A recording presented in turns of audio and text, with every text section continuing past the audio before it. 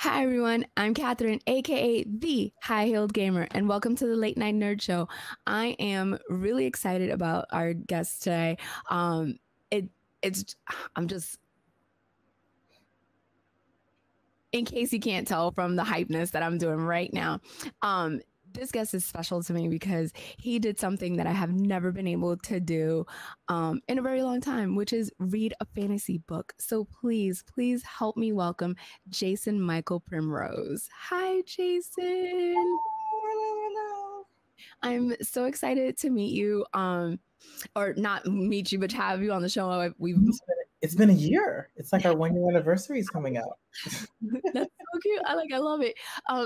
And I'm gushing because I knew you before I knew that you were an author because I found you on my for you page on Instagram with your dancing that you was doing, and I'm like, oh, I love the fluidity of your movements. So I followed you then, and we met at Baltimore Comic-Con last year, and you have this book, and I was like, okay, I'll read it.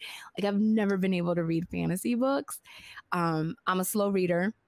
I get lost in the names of planets and people, and it gets confusing for me. And I'm just, but I have been like in love with this. I've told everyone like you will not be bored. Like I have this much left. Oh my God, you're so close to the Yeah, I end. know. I'm like beyond excited. I still have like the bookmark or everything. Um, and I'm just like super excited to have you on the show because I love Star Wars, can't read it because I get confused.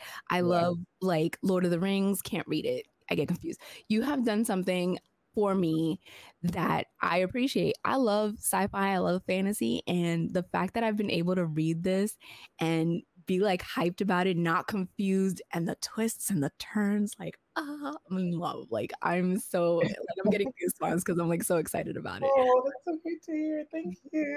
Oh Yeah, my no, God. thank you. So what made you decide to do this book? Let's start with that. Like how did this book come about? Okay, we need to go back because I don't think I knew about the dance thing because Yeah. I dance so infrequently and post them so infrequently that I'm very surprised to hear that. But that's so interesting. I don't remember if we talked about that last year. We did because I was like, you look familiar, Yeah. and because you knew somebody that I knew, and they Mhm. had said hello to you, and I was staring at you. I probably looked crazy because I was like, just staring at you, and I was like, you look familiar. And then when you said your name, I looked you up, and I was like, oh my god, you dance, and you were like, yeah, like you gave me that same look, like, what do you mean? Like, That's so funny. Yeah, I remember meeting you and it was such an honor. And I just remember your energy. And so that's like when you announced like your partnership with TikTok. And I remember how you were talking about, you're like, well, I kind of podcast. I was like, do you podcast or not? And you're like, I do. And so like, I'm just like, ooh, Kat's owning it. And now she's being recognized for it. And so cool to see that happening. Like you thank really get you. the recognition you deserve. Oh, thank you. So yeah, that's just like I'm like only 1 year later and look at where we are. Right. Um, so the book, yeah, I mean 2050Z is actually I always show this book. I think I showed you this. So when I was 8 years old, I read this book called Jeremy Thatcher Dragon Hatcher. It's a middle grade fantasy book about a little boy who discovers a dragon planet through a portal. Oh, And I loved it so much that I believed that there needed to be a sequel. And I wrote a sequel called Dragon Wars. And Dragon Wars was about how the humans discovered the portal that Jeremy had discovered and went in and enslaved the dragons and used them for labor oh, on Earth. Where did I get that at 8 years old? I don't know. So, what happens is Jeremy and his friend Lisa, who's like, I love the name Lisa because of Lisa from Saved by the Bell. I was like Lisa obsessed with her. Turtle, yes. So I named her after her, and so they touch the dragon scales, they gain magical powers, and they help the dragons defeat the humans, and it's this whole thing. And there's an evil general who's commanding the army, and then it balloons out into these handwritten stories that I wrote from like 13 to 22, where you find out that the dragons actually live on a planet. They're aliens more than they are fantasy dragons. And there's all these other planets and other civilizations and other characters that have had a hand in this whole thing since Jeremy even discovered the portal in the first place. So it was fan fiction, basically, that bloomed into this like its own universe. So when I was older and I had been working in marketing for a little while, I started to work on the kind of the publishable versions of the story that really looked at like character development and all of those things. So I published a version of 2050Z called The Andromeda Project in 2016, which is not a book that you read, but it is a collectible. I think it's like $75 because there's only like 30 copies. Oh, wow. Um, but after that, I started rewriting it, and I like took all the elements and like broke it apart, and then started working on it, and then I chose to rewrite it because I knew there was a better way to tell the story, to like start the universe, and so I did. And I was like, this is going to be confusing, but whatever. Like, this goes away. No more prints of that. We're going to rewrite this. We're going to re-edit it, and it's going to be this whole thing. So I wrote 2050Z during the pandemic. I had 6 editors look at it. I had like 30 beta readers read it. I mean, I really combed through, especially for comprehension. Like, do you know what's happening?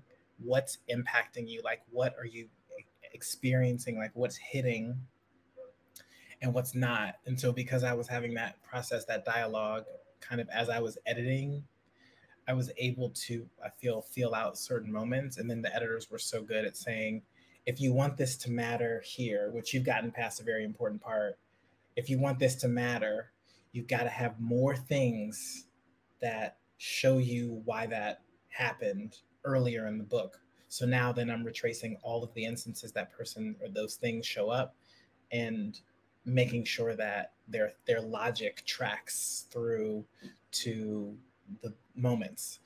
Let's say with Alistair, I rewrote Alistair's arc, his learning arc, like his development arc, times. It was one thing, I changed it to another thing, I changed it back. Because I was like, So, for example, actually, I don't want to tangent, but I'll tell you this just because No, please, because I'm like so excited because there's just so much to it that I'm just like, please tell me everything. I'm like here for it. So that scene in De los Muertos, Mm-hmm. when they're looking for that thing, Uh-huh. and he's trying to hold it. So I rewrote that 3 times. In the first version, he uses his potential. But then I was like, maybe he's too afraid to use his potential. And the story was like, is he afraid, but he does it anyway? Like he's courageous about it and he makes mistakes, or is he too afraid to use it at all? And so, and these are pivotal moments that, like, for example, if he didn't use it there, then why would he use it in the next moment when that thing happens where he needs to save that person? Yeah, yeah. So That makes sense. it didn't track. So if he didn't use it there, but then he used it there, they'd be like, well, why would he try it if he was too afraid in these instances? And there haven't been enough things for him to practice or at least be confident about, about trying it again. So it was like, is he exercising courage when it comes to using his potential, or is he too afraid? And so when we looked at this manuscript again and we were looking at these big moments, because it's like that's a big moment and there's another big moment that happens, another big moment happens, all related to how he uses his abilities or not. And so my editor was like, well, then you need to, well, then he can't do that there if he doesn't do that here. So then I had to write it back. Okay. It was new. It was refreshed. It was like reimagined. It was more, I thought more about what he was also dealing with at the same time, like a tipping ledge, debris, the like, you can kind of imagine him like dodging the things as it's sliding, and then I could just see it in my head, the kind of, the Inner struggle type of thing. yeah, the inner struggle plus the outer struggle of like trying to like reach for the rope and like do the thing, like so those scenes were really fun to write.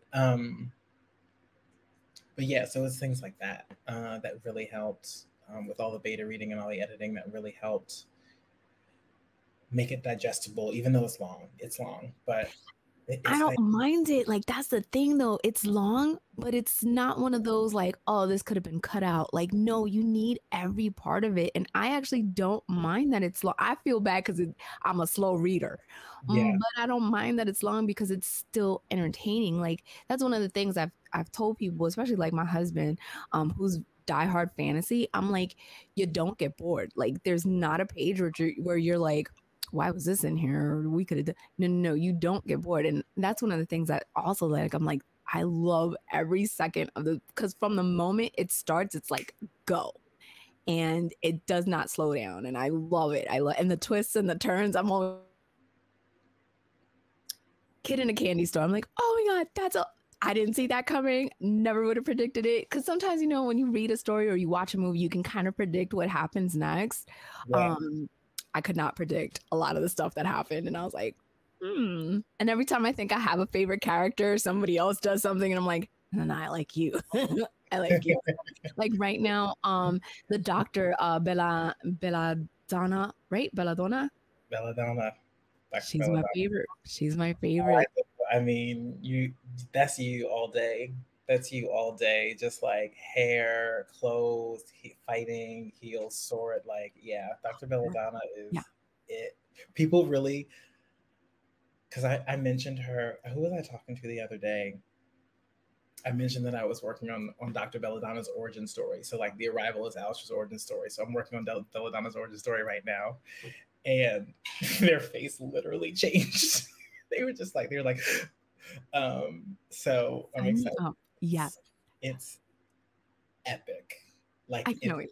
It's gonna be giving fashion. It's giving like high society. Oh, Like everything that she is. yeah, and also it explains how she got to the Andromeda Project, like Okay. what led her to be underground, So it's a cool like yeah, it's a cool contrast. I'm very excited. So yeah, Belladonna. So who was it before? Before it was Alistair's mom. Because I could see myself in her, like the protectiveness of it all, the feeling betrayed, but you don't know exactly why, and you just want your kid to just be good, like stop getting in trouble, just sit still, do the things you're supposed to do.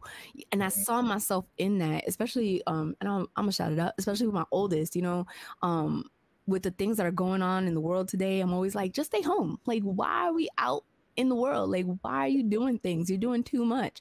And I just felt everything that she said. I was like, oh my gosh, like this is me and my kid right now. Like, just do the dishes, don't sass me, take a shower, go to work, and come home. Like, that's it. So I saw myself. Eat my food, don't ask me any questions. Exactly. So I saw myself in her, but then Belladonna was like, I don't know. I think it's the power, the sexiness that she oozes, the words that she says. She's like so badass. And I'm just like, ooh, I like you. I like. She's a scene stealer. She's a scene stealer. So what do you think about Lisa? So I like Lisa. There's just something about her that I don't see myself in like, so when I read, it's a lot of, is it somebody I might know? Do I see myself in them? So Lisa for me is a good character. Like I said, I don't think there's anything boring or ordinary about any of the things that you write. But for me, Lisa is just like a character that, not so much. No, she's not. She's powerful, and it has a purpose. But for me, the people that I resonate with most is Alistair's mom and Belladonna. And I'm not even close to being as cool as Belladonna. Like, I'm not. But for me, I guess it's just, I don't know. There's just, I keep trying to find the words of Yeah. what it is, because it's not necessarily a disconnect either. Because I like the scenes that she's in, I like the things that she says, but for me, the other characters just resonate a little different for me. Interesting. I'm always curious how I'm always curious because I'm always curious how she reads for everyone, because in the Mm. beta reading group it was very divided. Oh.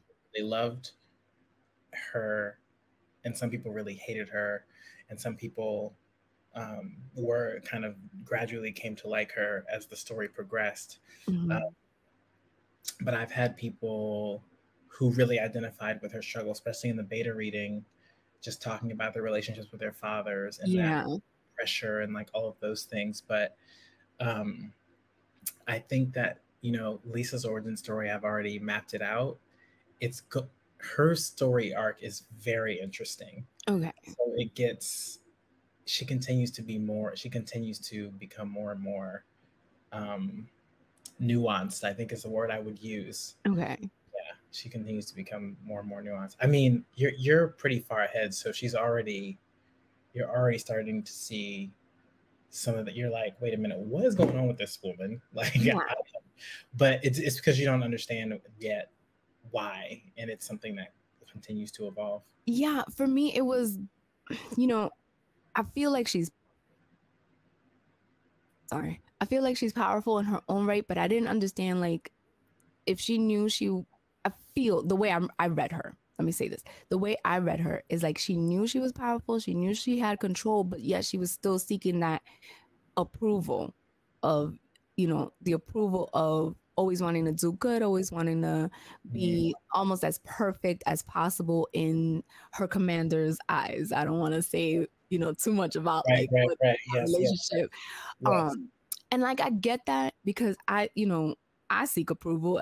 I think most people seek approval too, but I think for me it's because I have like self doubt, like I'm not confident. Whereas she carries herself with this, like okay, if you know you cool, like put your foot down type of thing. And I guess is because he's a commanding officer that she just doesn't do that. And there's certain aspects to their relationship as to why I understand why she doesn't do that. So for me, it was more like I don't dislike her.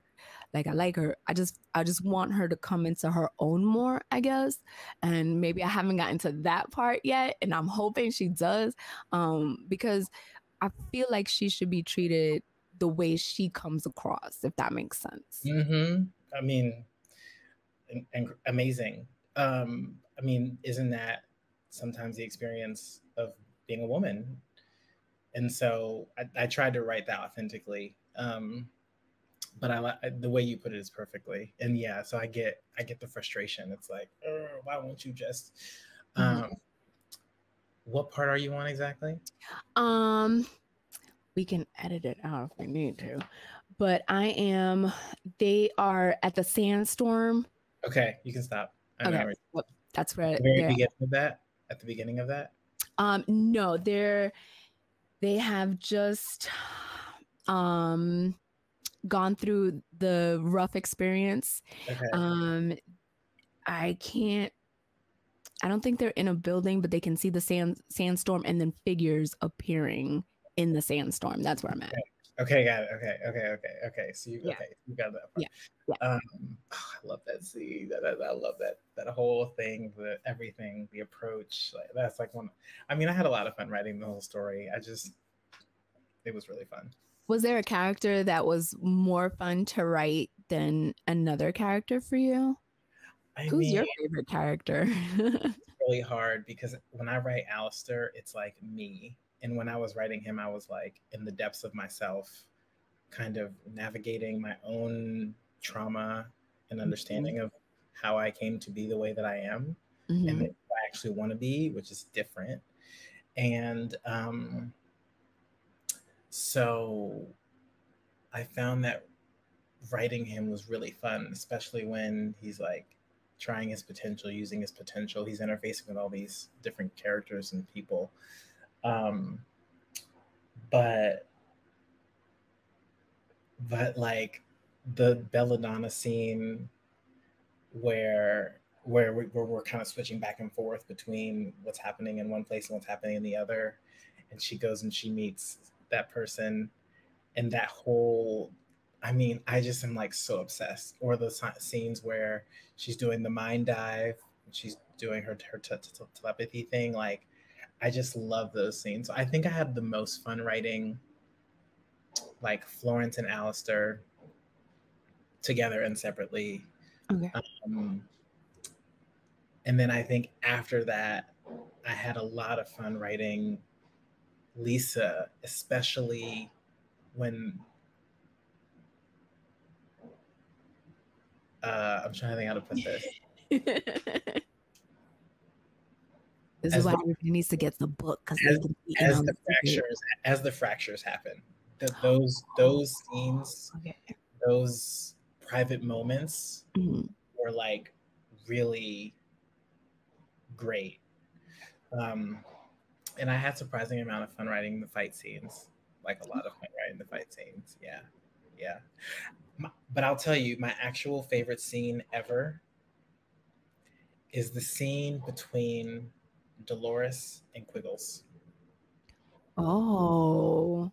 I rewrote that at the last minute, and something about the way a mother addresses the friends, and you think they don't know anything or anyone, and they know everything. Everything, yeah. I just really like sunk into that, and it's so emotional for the kid, you know, in that sense.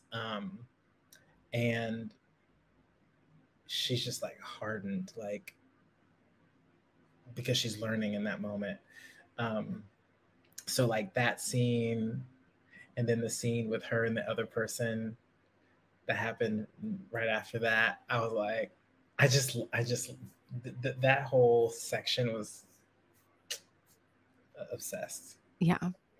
The twists and the turns like had me like, so I'm of the culture of read something before you go to bed, turn off TVs, no cell phones, no nothing, read something. So I read this, and I usually hit my bed about 1 o'clock in the morning.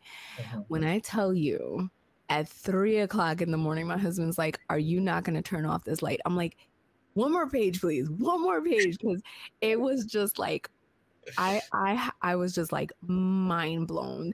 I was like, no way this is happening. So it is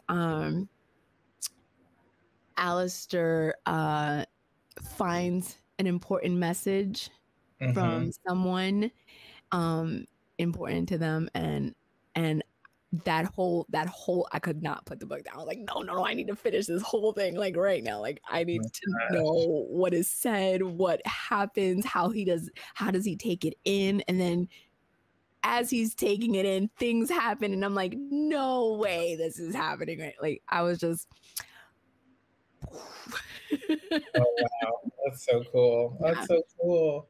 What was your favorite scene so far? So the mind dive, definitely. It was the second one. I think it was the second one where she's in his house, right? That's the second one, isn't it? Where she's in his house and she kind of gets thrown out. And it just, because she's talking, it's the first one, yeah. She's talking okay. She's talking to the, yeah.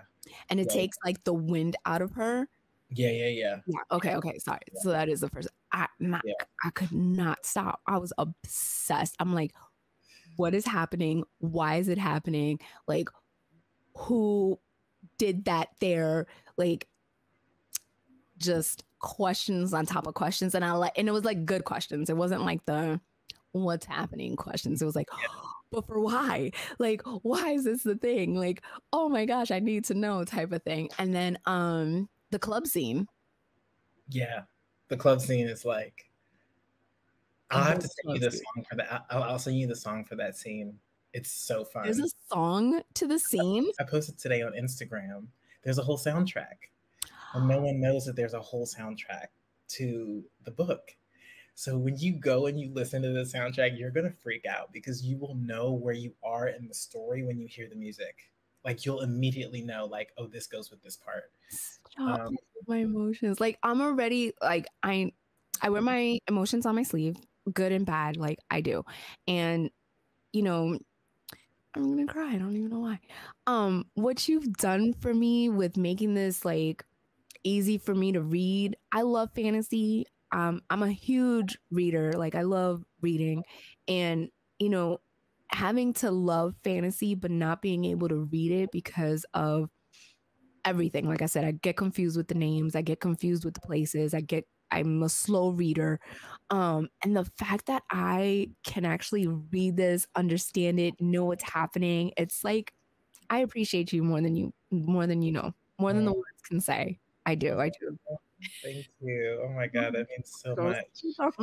And well, I mean, for me too, it's like I write it, and that was part of the post today because I was like, I don't celebrate the art that I'm creating and collaborating people with. I mean, it took 50 people to bring that book to life, uh, between beta readers, editors, artists, and cover artists, and the questions and the soundtrack. I mean, there were 10 people on the soundtrack alone. So there's a large collective of humans that made that possible.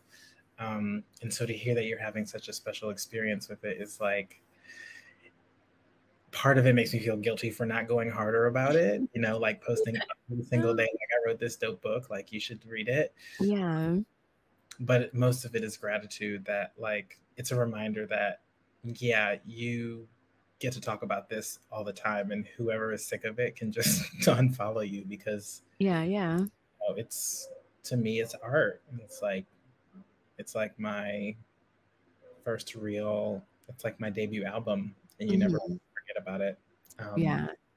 yeah. And then, so you were doing readings of the book on Instagram, and I was obsessed with that as well. I was like, Yeah.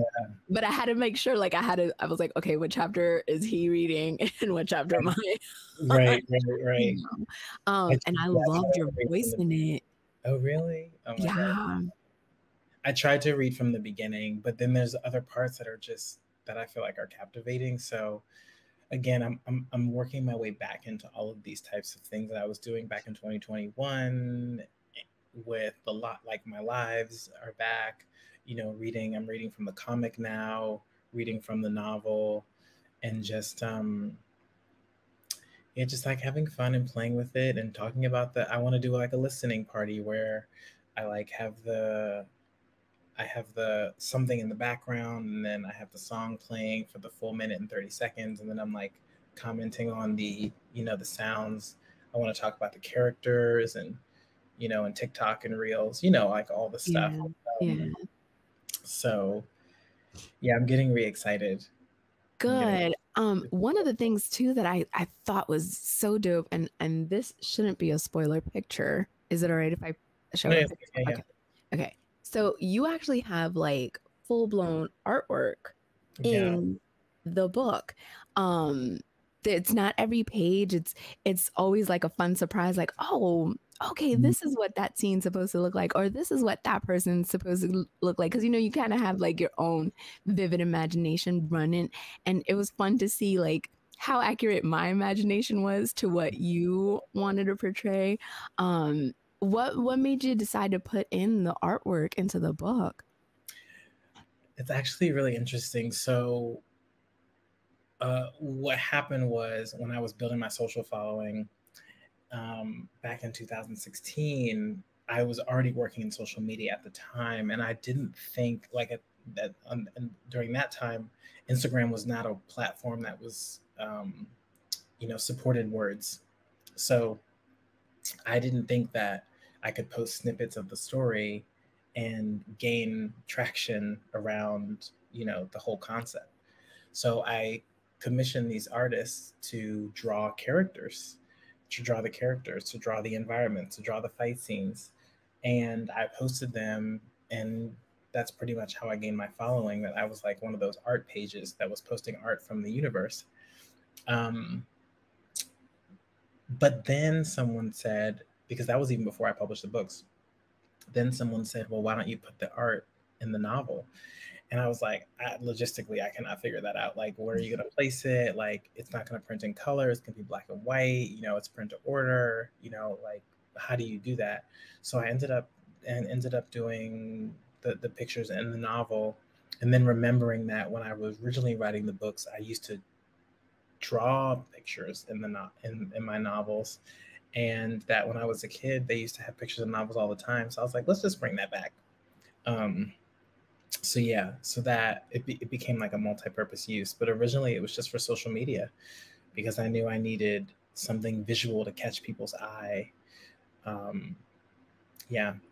They're fascinating. I love it. I all the picture. I know not it's not the same artist every picture, and everybody brought who all the people that did the artwork and stuff brought their A game to this, and I was like, wow, it is beautiful, beautiful, beautiful. And now you have started translating all of this into comic book form. Was that always the goal, or was that something that you were like, you know what, the book is doing well, let's turn it into a comic? You know, I asked what format people would like to experience the story in. What other format would they, besides the one that it already was in? So, audiobook, you know, like an ebook, something else, animation. And the most people answered graphic novel. So I was like, okay.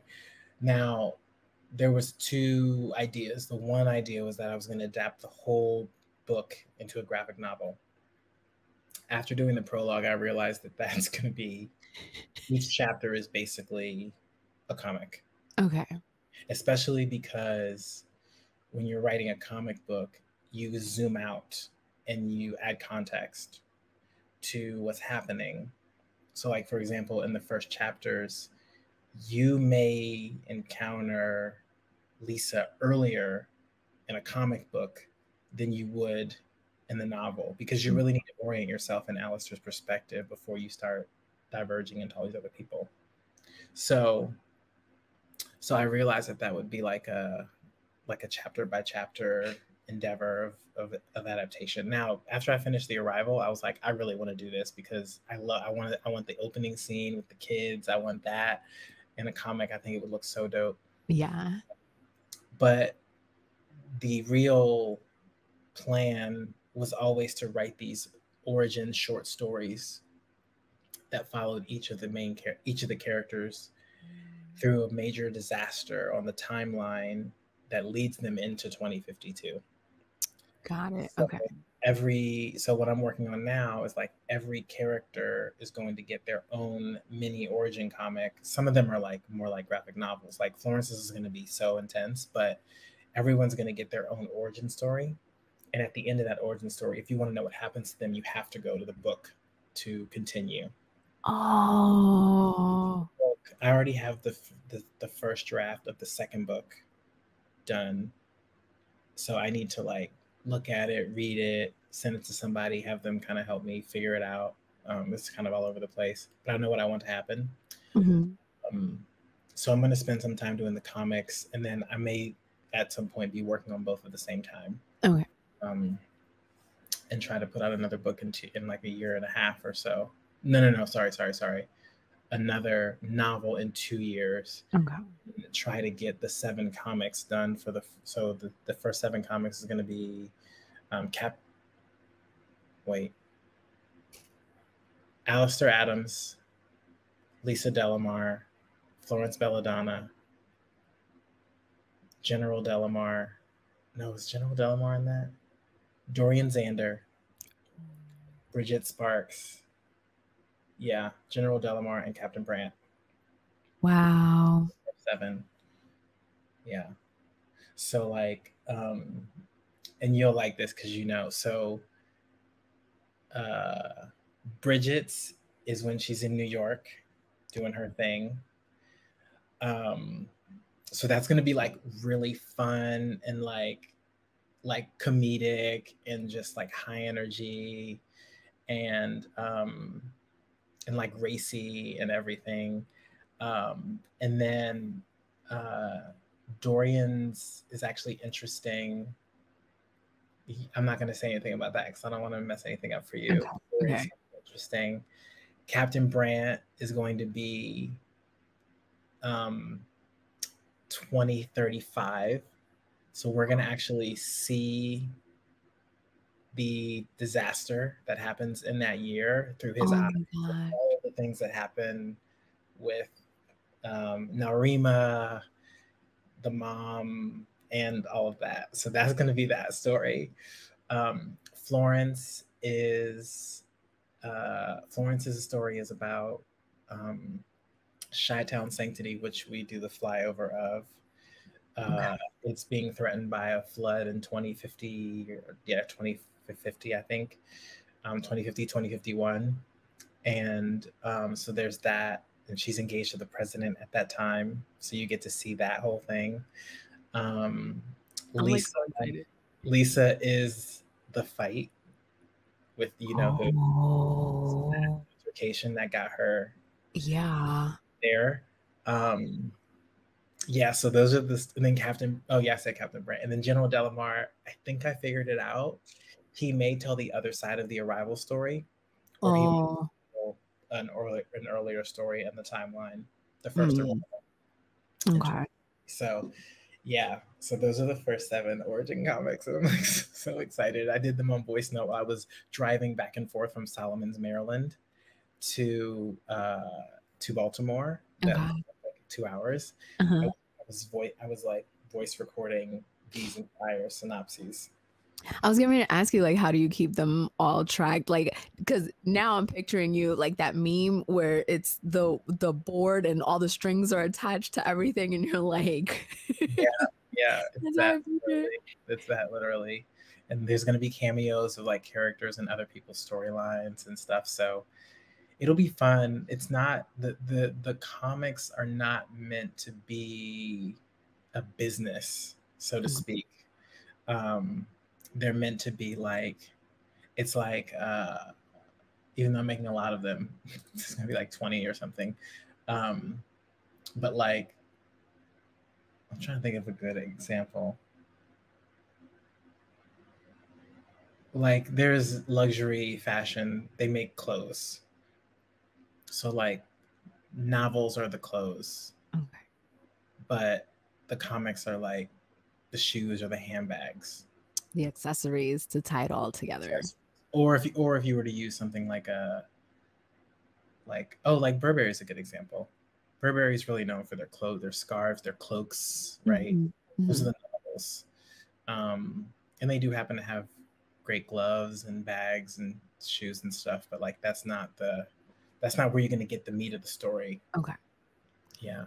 I'm excited because hearing about like now what their synopsis is to the prequel stuff, like I want to know because these characters are it, it feels like when I started reading it, it feels like established characters, but it wasn't like what am I jumping into? You know, when you have like an established character and you're just like, but I don't understand how they got here. Like Right. your characters are established and it made perfect sense. It was like, okay, I get it. I see it. I understand it 100%. So now to get like the prequel as to how they got to this established state, ooh, you got me excited.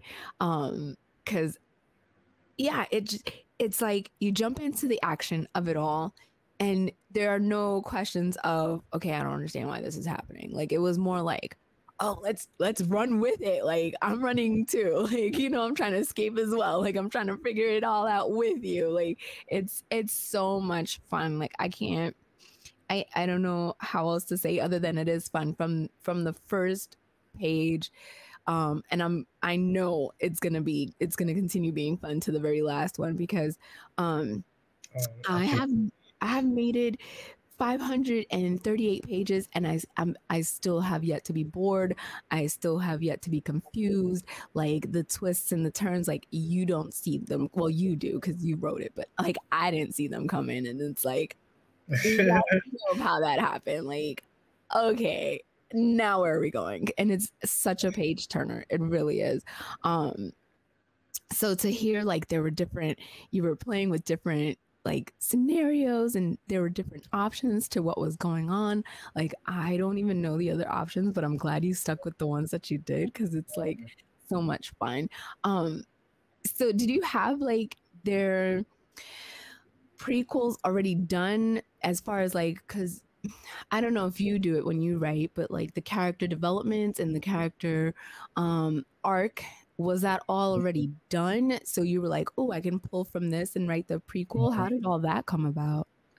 I mean, I guess because I've been writing the story for so long, even though the way the characters are now isn't necessarily how I conceptualized them originally, it's kind of like there's a timeline, and I know what happened to them to get them where they are now. Some of it I've written before, like General Delamar's story I've written before. There were also sections I cut out that address the history of General Delamar, Captain Brant, Florence Belladonna, and I just stripped those away because they were extra. They wouldn't have helped. You can't develop that many characters really. So when it came to figuring out who was going to when it came to the histories of the characters, I kind of always knew, for example, that Florence was once engaged to the president, and that was like a whole thing. The disengagement was a huge issue, a huge thing that like sent her like to the point where no one even knows that she still exists. So um so the fun part was, how did this happen? And um but for example, like there's in 2048 there's a terrorist attack in Washington, D.C. becomes the district, and all of the government operations move to Chi-Town. So when I was conceptualizing Florence's origin story, for example, I was like, okay, well, if she's married to the president, then she's in Chi-Town. What's happening there that she's going to face that's going to completely change her life? And so that's how I came to the origin story. But it was all kind of, there were elements, there were pieces to piece together, um, that I've already written. Same thing for Bridget. Like, she was sentenced to the Andromeda Project. So what did she do to get sentenced? So we have to go back to there. You know, Dorian was where he was. How did he get there? What was he doing there? Why is he so confused about this world that he's in? Um, and so, yeah, so going back and addressing like the things that kind of made them who they are, I think it was just like, because I wrote some of the backstory into 2050Z, and so now it's about like fleshing out what actually happens. Okay. Because everyone had to come from somewhere. That was something I learned when I was like, when you're writing supporting characters, it's like, always remember that they didn't just pop up in that space. They arrive from somewhere and they're going somewhere else. So what are they? Where did they come from? Where are they going? And how does their choice to interact with the main character impact the story? For example, yeah. I'm excited. I'm excited. And then I had the honor and privilege of seeing the comic and I'm just like it's beautiful. Thank It's you. Yeah. I'm excited. Yeah. Yeah. I This is I this I isn't did even the voting thing of the cover. yeah, the I really love the Ian Sebastian and the Kane White cover. I mean, I like the covers that look comic booky. But like Yeah. the interior is Yeah. the interior is So gorgeous. dope. What I really love about this is the way he captures Alistair's emotions. Mm-hmm. Um, Yeah. like there's this scene. There's a let me See, go ahead. Yeah. oh, whoops, sorry. You can see Yeah. Alistair's like, Yeah. There's a certain character in there that resembles somebody I know. And I was like, oh, look at this Easter egg. This guy, Yeah. that was I was not like, intentional. I don't "Hmm." know how we arrived at this. Like, I'm not I sure. love it. I thought it was a great Easter egg. I'm like, oh, I know who that looks like. Yeah, it's beautiful. Yeah. So the thing I love about the Arrival, so you remember the prologue. When you read the Arrival, you did, you did. Did you read it? Yeah. So expanded context because you only know what Alistair knows, and Alistair doesn't understand what's happening in Yep. the prologue. So now you start to understand how it all fits together. It's like, oh, Oh, that's what. Okay, okay, and then the words make sense because you're associating the seeing them with the what happens when you say those words, and it all just like kind it of clicked. better. And Yeah, I literally did the same, like what you just did. Like I did that. So I'm reading it and I'm like, oh, oh, oh, okay. That makes sense. Like I get it now. Okay. And like seeing it in that whole different light, like put put the first couple of pages of the book into such a different perspective for me. And I was like, oh, okay, I see what's happening here now. Like I get it. Like it was yeah. so well done. Yeah. Thank you, thank you. Yeah, that Um, was it was really fun. And I was like, I love disaster movies like 2012 and like Deep Impact. So I was showing them last night. I was showing Jermel. So I love Deep Impact. And like, so I remember there's this scene in Deep Impact where the comet is like coming down. It's like mhm. the Gulf of Mexico, and it does this like thing where it like, and then like lands, and then it goes boom, and then like and then you go to the sky like above the earth, and like all of the clouds are being swept away, and there's this bright orange light that's like fanning out, and then you start to see the waves. So I would love the angle because they shot the comet from underneath. So I like love the angle, and then watching it go through, and then you like go back through. Mhm. See, so yeah, there was like little things like that, and then I remember when knowing that movie with Nicolas Cage about the biblical numbers, and Oh yeah, yeah, yeah. Okay, okay. then there was like so like scenes like this where you're seeing like the city. It's crazy. Yeah. So I just like loved, yeah, I love all of it. Now, the artist that worked on this comic, did they do any of the artwork in the book? No, it's a totally different artist. Those artists actually don't do sequential art. Oh, okay, okay. There's like mostly standing. There's some action scenes, but they're not drawn to me like necessarily natural Mhm, action. mhm. Whereas here, yeah, it's a lot more. Okay. Yeah. Have you worked with this artist before? No, this was the first time actually. This was the first time. I found him on Mm. Upwork and I was like very impressed with his work. Shout out Yeah. to Upwork. People sleep on Upwork and Um, Upskill and Fiverr and all of those. beta readers on Fiverr. I found my original artist for the book for the novel on Upwork. And then as I kept working with him, he built a whole agency to the point where he had other people drawing the artwork for me, but he trained them on my style so that they could all do it. Yeah, Dang, that's dope. yeah.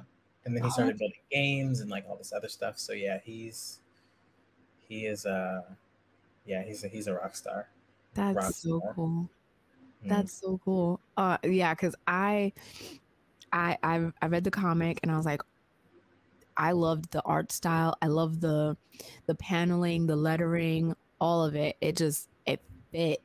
And it, like I said, it helped enhance like the first couple of if not the first chapter, the first couple of chapters of the Mm. book, because it adds a different element to it, you know what I mean? And Yeah, yeah. There's one crucial part at the end that you don't get in the prologue because it really ends like on a cliffhanger mm-hmm, from mm-hmm. Alice's perspective. but that last line puts their entire relationship into context. Yeah. Yeah. Cause that's definitely I remember reading it and going, wait a second. No, that's not how I pictured it when I read the book. Like this totally like changed the way I saw that whole ending. Mm, Like it's not how I envisioned it when I read the book. mm, So it made a lot more sense as to some of the things that he struggled with and held on to. It made a little bit more sense. And I was like, oh wow, that's mm. good. That's a good cliffhanger. And her too, right? Like Mm-hmm, mm-hmm. what she struggled with and what she held on to. Yeah. Yeah. Yeah. Because that was a thing too. Like you knew there was something that she was angry about. You knew there was something that she just was frustrated with, and it was more than just keeping her kids safe. There was more to it, you know? And seeing that whole thing, I was like, oh, like I get it. I 100% like it just clicked. And I was like, this, I get it now. I get it.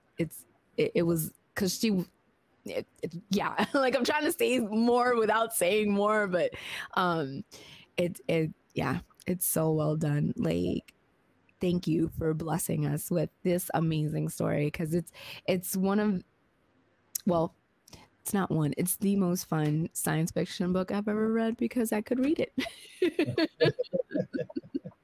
Like it's like, like I said, I'm a huge Star Wars fan. I have a literal Star Wars shrine um right here. I've seen all the movies, I've seen all the series that's come, but I've never been able to read a book. Like there's no way I'm gonna know, the difference between things. And it's always frustrated me, loving fantasy, loving science fiction, and not being able to expand the universe. And then for it to be, yeah, it's a big book, yeah, it's a big book, but you don't get bored with it. That's the other thing. Like there's not a moment that you're just like, oh, no, it's more like, oh my god, I can't get enough of this. And like my slow reading self, I'm like, why can't I speed read? Well, it's better that way because you get to, like experience it at a nice pace. Like I was thinking too, like if it were to ever become a film, if it film versus television, I was like, if this gets made, I would really want someone like, what's the guy's name? Dennis V that did Dune. Yeah, yeah, yeah, yeah. Because I think like, I mean, Ryan Coogler would be amazing as well, to be fair, because the way he did Black Panther was incredible. Yeah. Um, but when I look, I like Arrival and Dune both do this thing where you experience the visual without any obtrusive sound, and like the music is so soft as you're seeing the clouds sweep over the green hills and past this giant floating alien craft. And then the next second, they're in the truck and it's like, Yeah. they came from over there. Blah, blah, blah. The thing they happen to do when they go to the red spice fields. Like you see the giant, you see this, the red and everything. And the next thing you know, there's the noise of the noise of the spice machine, and then the dragonfly wings flapping, and they're yelling in the car about the thing and what it does. And yeah, so I like that slow introduction so you can orient yourself before you get into the stuff. Yeah, so that's kind of what I tried to do. Yeah, the detail with not only the people but like the environment too. Like I could see myself in these houses or buildings on top of buildings. Like I could see myself when they're playing the game. Like I can see the environment of it all.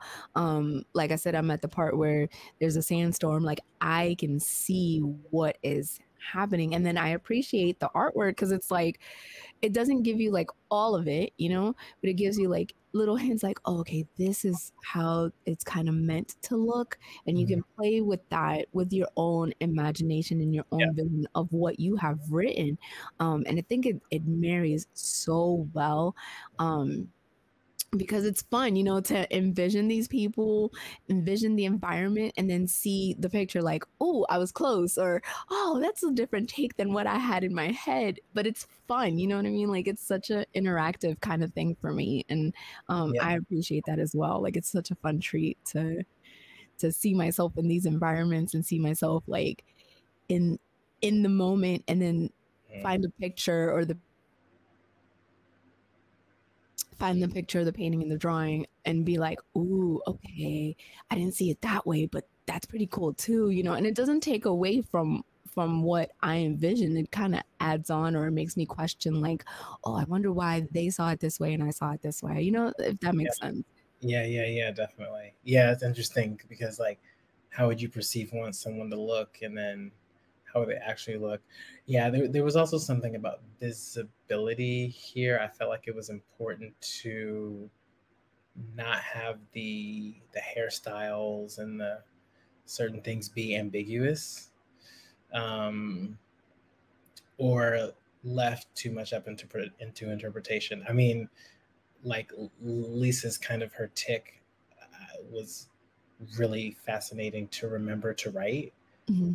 I had to remember that that was something she did to herself that's so painful, and just it's just like, yeah. So there were things like that where I wanted you to kind of see the contrast between how it looks at the beginning and how it looks at the end, which you'll get to certain parts of those, but yeah, the pictures are interesting. I always wonder, but I think that the overall visual look of them may change. Like Pat Mm-hmm. Patrick doesn't necessarily look in the comic like he does in the novel. Um, Yeah, so I because you have a vision for your characters because they're your babies. They're your characters. You created them. You envisioned them. But I feel like you've left enough detail and enough room for interpretation that, yeah, like, you know, I can see myself in at least two of the characters. Even though one of the characters, I feel like she's like so much cooler than me, but I can still kind of see myself in Belladonna. You know what I mean? And then, like I said, Alicia's mom, like I legit felt everything she said. I was like, look, stay home, eat, take a shower, yeah, go to work, and then come back home. Like, why can't you just do these things? Like, I was like, I've said those things. Like, I completely get it.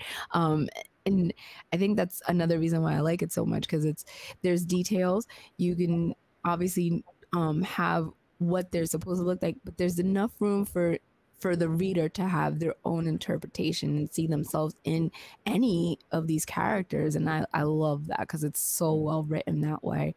And it's fun. It's so much fun because let me just tell you, when you guys read this book, because you guys are going to read this book, you guys are going to read the comic, leave room for the twists and the turns because you're like, your brain. Oh my gosh. it is Yeah, as I close to can, perfect as it possibly you're could be. so close. You're so close to the. I'm just like, oh my god. Yeah. Wait for that text message. I'll be like, what? I could, because I could feel it too. I'm like, Yeah. with everything that's happened, I know there's still more to come, and I'm just like so excited to get there. I really am. So wait for that text message. I'm like, I'm oh my excited. god. And you have to leave a review. I just Oh did yeah. a. You have to leave a review on Yeah. Goodreads and Amazon. Yeah. Oh my god, that's so cool. Yeah. The campaign is live. We have 17 days left. 17. Um, 3 covers. This cover, the Kane and White cover, Ian Sebastian cover. I'm trying to get some samples of the foil cover so I can show it because I think the mock-ups we have don't really show what the foil would look like, Okay. and I don't know how to mock that up. You can get limited edition versions of the hardcover. So we have a red, like a bright red version of the hardcover that you Yep. can get, and then there's the blue paperback, um, and you can get bundles. We have an art print of the characters, which is super cool. Um, so And yeah, this Kickstarter is not like on Kickstarter or Indiegogo. It's on it's on Loop. Zoop. Zoop. Zoop, yeah, Zoop. and it's on Zoop. So Zoop is they really work with comic books exclusively, like that niche. Um, and why I like them and why I chose them is because they help the creator a lot. So they help with fulfillment, they help with production. So like, you know, helping you find a good printer, helping you find good prices, helping you find high quality. Um, they help you manage the budget. So that was important to have that support. And so I was like, let's go here and do that. Uh, it makes me think too that there could be value in having a service that Mhm. does that for Kickstarter. I really like Zoop, and I think being that it's my first comic, it was probably premature for me to start there when Kickstarter is such a platform that has such a large audience of discoverability. The discoverability is higher there. Mhm. So I'll have to think. I think for Florence, I may go back to Kickstarter. I mean, that book is going to be, you're going to see, it's going to be like a fashion show. Like the Definitely. outfits, um, the decor, the environments, the design. I mean, Chi-Town's like one of the last standing sanctuaries that's like you would think that the world wasn't ending if you live there, kind of thing. Um, but yeah, so but then yeah, it kicks off. I mean, the story, and so the other thing that was really cool, for example, like in my last Kickstarter in 2021, people bought characters. So there's two people who bought characters that I wrote into Florence's story. So there's two characters that are real people that pledged Kickstarter that are appearing in the story. Their likeness, everything, and they play, I would say like supporting roles, but like minor roles in the story. They have lines and everything, That's so cool. and everything. So we offered that too. In this one, you can get a background character, you can get a character with a speaking line, or you can get a character with like a minor arc that kind of weaves in with the other characters in one of the origin stories. Um, the first two you can get in the next one because we haven't started drawing it yet, and it's just like a line or kind of a background here and there. But if you want the bigger package, then you will have to wait for one of the other books because there's already enough characters in this one. Okay. It's already like woven together. So yeah, so that's like a cool, Yeah. cool add-on, cool get. That's so cool. Yeah, no, definitely. I'm gonna have to look out because if I could be a character that talks to Belladonna, oh my gosh, Yeah, right. that's so cool. That's actually a really good reward for pledging and stuff like that. So that's actually really Yeah. fun. Yeah. Yeah, there's like I know there's one line with the assistant. There's sometimes I'll name characters after people that I like really enjoy. So like Candy B cosplay. Sorry, Candy B cosplay. No, is that her name? I mean, now she's Lady Eight the Great. Brandy Oh Blocker. yes, yeah. Oh, I know her. Yeah, Um, yeah, yeah, yeah. Brandy and I are really good. Like we talk all the time in DMs. We're obviously related to each Oh, other, like voice notes and stuff. So I named one of the characters after her.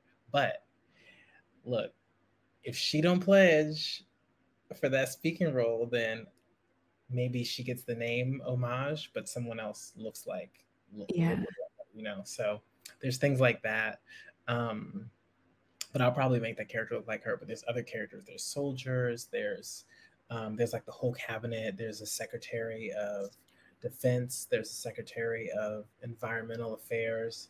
It's a secretary. They call it secretary of environmental defense because yeah, we're yeah. ourselves against the environment. Secretary of Secretary of State, Secretary of Foreign Affairs. So like those people are deciding like how to handle the threat to Chicago, and Florence is like the first lady slash leading um, person on this project. And so like Russell Asher makes an appearance in this one. Eileen Jordan makes an appearance in this one. So you really get to like see the characters before they get to the other places and how they interact with each other before. Um, I don't think Florence and Russell talk that much in this book, but Mm. they had a bunch of scenes together before, and I Okay. took it out because they weren't relevant. Um, but they have but like so so that scene in after the mine dive where they're all talking about the mission, Mm-hmm, hmm. and there's that tension between Florence and Russell. Yeah. When you read when you read this, you'll understand Oh, it explains why that happens or why why she that's there. why she hates him so much, or why she's like so frustrated because they have a like long working relationship. So there's like little things that I didn't know would ladder back Mm-hmm. to, but I think more speaks to like the fact that the story is being channeled through me more so than I'm like writing it, because there's no way so much of this stuff would like match up, so Okay. well. I just feel like I'm getting information and I'm just like I'm a vessel. Just speak through me and I'll Yeah. make sure it gets down on paper. And you're doing an excellent job of it because I'm now excited. Like the prequels, like everybody's pretty much getting a prequel. Yeah, everyone. So after the first seven, then we go to XBA, we go to Shahar, Vani and Tranjam, a name I will not say that I made the mistake of saying before. Ooh. Hunter Steel. We'll go to Dolores. We'll get Nightcaster. We'll get We're getting a Nightcaster. we're getting a Nightcaster origin story. Yeah. Um, I'm interested in the XBA one too, because I'm like, hmm. yeah, I haven't figured out what we're gonna talk about there. Um, but yeah, I mean, she went off the grid way before she encountered anyone, so that'll Yeah. be like an older story. Um, Because there was something that happened. There was an encounter, and I was like, oh, what's the story there with XBA and somebody else I'm not gonna say. And I'm just like, you'll have hmm. to DM me so I know what you're talking about. So I was like, ooh, what's that all about? Like, I'm interested in knowing what that little I don't, was about. So I don't know. I can't wait. Like, I Oh, I can't know what you're talking about. I know what you're talking about. I know what you're talking about. because something was said, and I was like, ooh, that's personal. Mm, That's you mm, hitting nerves of things mm. that you might, So now I'm like, what is that story? I need to know. Like, what happened before this? That Oh, you know who else I wonder if I have to check and see if I had slated for this person to get an origin story. Uh, uh, remember the character that meets Florence at the club? yes. Oh, So they're actually a character, and they're actually a fairly important character later in the series. So I gotta check and see if they get an origin story too. But yeah, so there's like 20. Then there's like the inventor of sync has an origin story. ooh. Um, and then Patrick, Alistair's dad, has an origin story too. Okay. So those are the extra ones. Um, The sync one, the inventor of the sync one sounds really good. Like I would never have thought to like even think about the inventor of the sync thing, but yeah, that one is gonna be interesting. I haven't decided how to frame it because the original thing was that I dreamed this film called Sync that oh, was like set in the same universe but only dealt with the human characters. okay. And it was about the fact that the inventor of sync was murdered, and then the technology was then taken and used to like control everybody, and Ooh. that's not what he originally wanted it for. And so you follow these two characters, and they're both suspects in the murder One, because they were the second lead engineer on the technology, and the other one because they were the head of security for Sync. Ooh. They're married, and it's two guys, and so you don't know which one it is, and it's like this like very espionage, is one trying to kill the other kind of thing, like what's going on. It's giving Mr. and Mrs. Smith vibes. Yeah, it's like Mr. and Mrs. Smith meets Minority Report, if I could explain it any other way. That's I gotta write that down. I gotta write that Please down. do. Yes. That's how I would describe it. Ooh. Meets Minority Report. I like that. So it's either we start from after the character is already dead, and then we backtrack and learn their history and like sing and everything, or we look at the disaster that happens that basically destroys Paris in 2030, and him kind of tinkering underground to build this technology and deploy it to the world. So yeah, I'm lots here of for all of stories it. rolling up here. Lots of And stories. I, for one, can't wait. Like I legit can't wait. Like I'm so excited. Like I'm ready. In case you can't tell, like I'm giddy. I'm like kicking my feet like a 2-year-old, like ready. Like it sounds like Christmas to me because it's like it's amazing. I'm excited. And I love the fact that these characters are getting their own stories so we can know more about them.